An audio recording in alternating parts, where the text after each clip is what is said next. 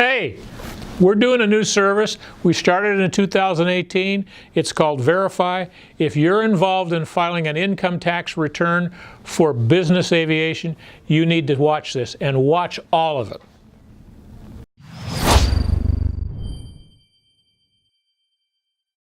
Some people have asked for an update or about our new Verify program because we, as an organization, Aero and Marine tax professionals, have a reputation as being just sales and use tax people relative to the state of California.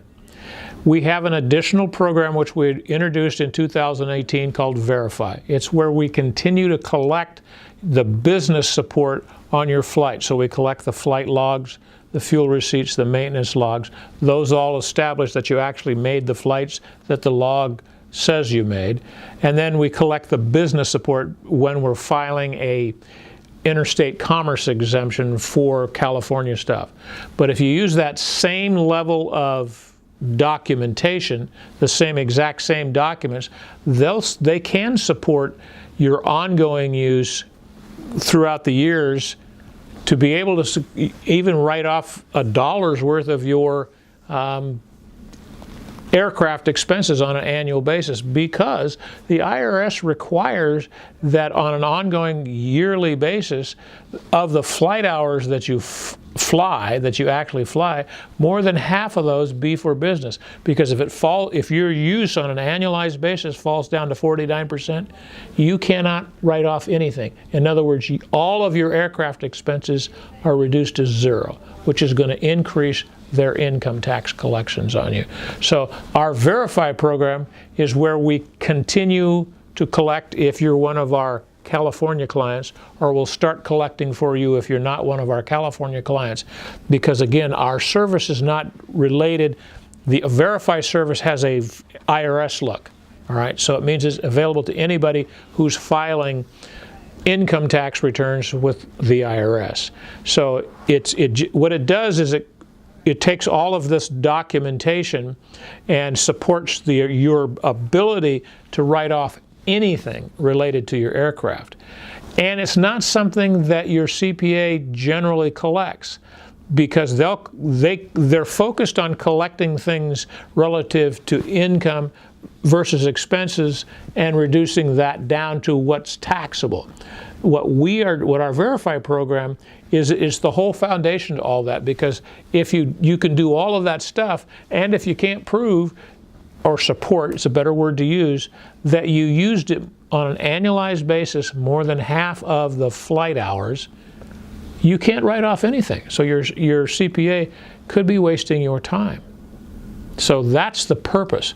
The secondary benefit of doing our Verify program is that if you're not in business aviation, or even if you are, is that if you continue to send us all of your documents and your logs, and we store them off-site electronically, when it comes time for you to sell the airplane, you can absolutely support how it was actually used. And this becomes important at the time that you're trying to come up with what the sale price is going to be and what people are going to pay you for it. Most people know that if there's a missing log, that the value of the airplane is immediately decreased by around 1/3, because they get to presume that there's some structural damage. And so by having us continue to collect this documentation for you from the day that you buy it until the day that you sell it, you have established a pattern of always collecting the documents, and they're available electronically. So it can help your resale value besides helping you with your income taxes. That's why the Verify program will work for you. So 2018 is winding down, and we've finished our first year of the Verify program very successfully. But I need to point out some things that people don't necessarily know.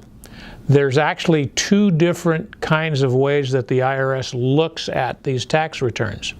If you're an individual, or your aircraft is owned in what is known as a disregarded entity, which means it's a pass-through. Ask your CPA what that means, because he's the guy that you should get the definition of disregarded from and pass-through entities. If your aircraft is owned in that type of entity, then the only thing you have to do is provide the business support for the flight on its own. If your aircraft is owned in a corporation or has multiple owners, or it's done in a partnership, you have to file different information. You have to file on a flight-by-flight basis who's on the passengers on each segment of each flight and their relationships to the company.